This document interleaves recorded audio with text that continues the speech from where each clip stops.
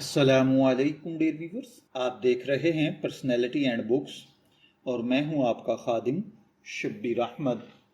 इस्लामी उलूम में कुरान मजीद की तफासिर को एक ख़ास मकाम हासिल है। हर दौर में उलमाए किराम ने अपनी फ़हम, इल्म और तक़वा की बेस पर कुरान पाक की तशरीहात की हैं। इन्हीं अजीम खिदमात में एक नाम तफसीर उस्मानी का भी है, जो बर्रे सगीर के मुमताज़ आलिम दीन मौलाना शब्बीर अहमद उस्मानी की इल्मी बसीरत और रूहानी गहराई का मजहर है। ये तफसीर दरअसल शाह अब्दुल कादिर दहलवी के उर्दू तर्जमा कुरान के हाशिए के तौर पर लिखी गई है, लेकिन अपनी जामियत, सादगी और हिकमत की वजह से एक मुस्तकिल तफसीर का दर्जा इख्तियार कर चुकी है। हज़रत मौलाना शब्बीर अहमद उस्मानी रहमतुल्लाह अलैह बर्रे सगीर के जय्यद आलिम दीन, मुहद्दिस, मुफस्सिर और मुजाहिद थे। आप दारुल उलूम देवबंद के मुमताज़ असातिज़ा में शुमार होते थे और तहरीक पाकिस्तान में भी अहम किरदार अदा किया। आपने न सिर्फ इल्मी मैदान में बल्कि अमली मैदान में भी इस्लाम की खिदमत की। 14 अगस्त 1947 को कराची में पहली परचम कुशाई यानी पाकिस्तान का कौमी परचम लहराने की तकरीब के अंदर सबसे पहले कौमी परचम लहराने का एजाज़ हज़रत मौलाना शब्बीर अहमद उस्मानी को हासिल है। आपकी तहरीर में सादगी, वजाहत की गहराई का हसीन इम्तिजाज था, जो कारी को न सिर्फ इल्म देती है बल्कि दिल पर असर भी छोड़ती है। तफसीर उस्मानी दरअसल कुरान पाक के उर्दू तर्जमा के साथ मुख्तसर मगर जामे हवाशी पर मुश्तमिल है। इसका मकसद आम मुसलमानों को कुरान के मफ़हूम से करीब करना और पेचीदा मसाइल को आसान ज़ुबान में बयान करना है। ये तफसीर इस दौर में लिखी गई जब मुसलमानों को फ़िक्री इंतशार और दीनी कमज़ोरी का सामना था, इसलिए इसमें इस्लाही पहलू नुमायाँ हैं। तफसीर उस्मानी का सबसे बड़ा कमाल इसका सादा और आम फहम अंदाज है। मौलाना ने मुश्किल अरबी इस्लाहात से इज्तनाब किया और आम उर्दू ज़ुबान में कुरान पाक के मानी को बयान किया है।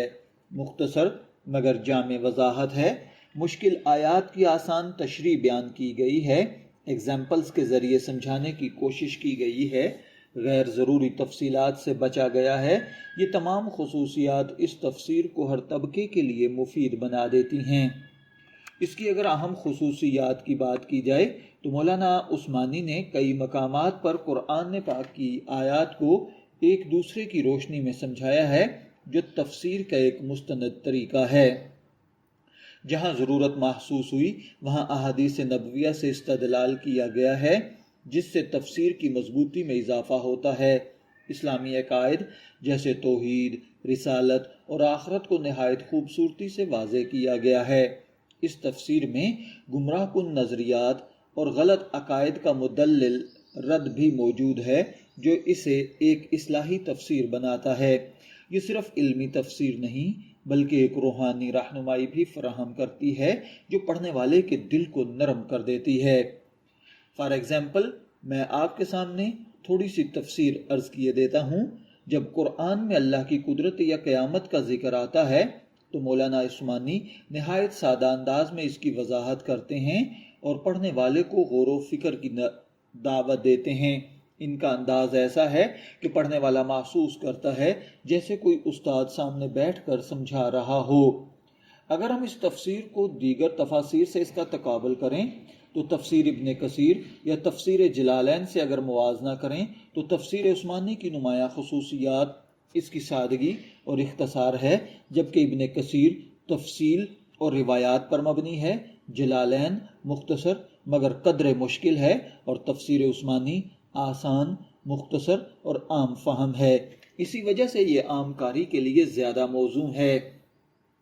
आज के दौर में जब लोग मसरूफ़ हैं और लंबी तफासिर पढ़ने का वक्त नहीं रखते तो तफसीर उस्मानी एक बेहतरीन इंतखाब है।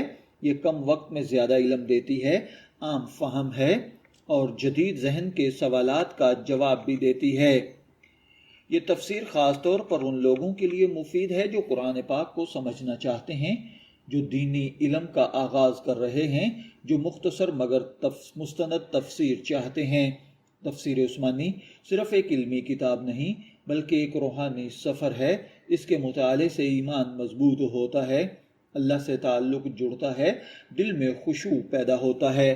آخر میں یہ کہا جا سکتا ہے کہ تفسیر عثمانی ایک ایسی تفسیر ہے جو علم و حکمت اور سادگی کا حسین امتزاج ہے۔ غرض اگر یہ کہا جائے کہ مولانا شبیر احمد عثمانی نے اس تفسیر کے ذریعے قرآن پاک کو عام انسان کے قریب کر دیا ہے۔ اگر آپ قرآن کو سمجھنے کا آسان اور مؤثر ذریعہ تلاش کر رہے ہیں تو یہ تفسیر آپ کے لیے بہترین انتخاب ہو سکتی ہے۔ یہ ویڈیو کن لوگوں کے لیے ہے جو قرآن پاک سیکھنا چاہتے ہیں، اسلامی علوم کے طلباء ہیں، عام مسلمانوں کے لیے اور روحانی رہنمائی کے متلاشی لوگوں کے لیے ہے، اور یہ تفسیر ان کے لیے بہترین کارگر ساتھی ثابت ہو سکتی ہے۔ شبیر احمد کو اجازت دیجیے، پھر ملاقات ہوگی کسی نئے ٹاپک کے ساتھ۔ تب تک کے لیے اللہ حافظ۔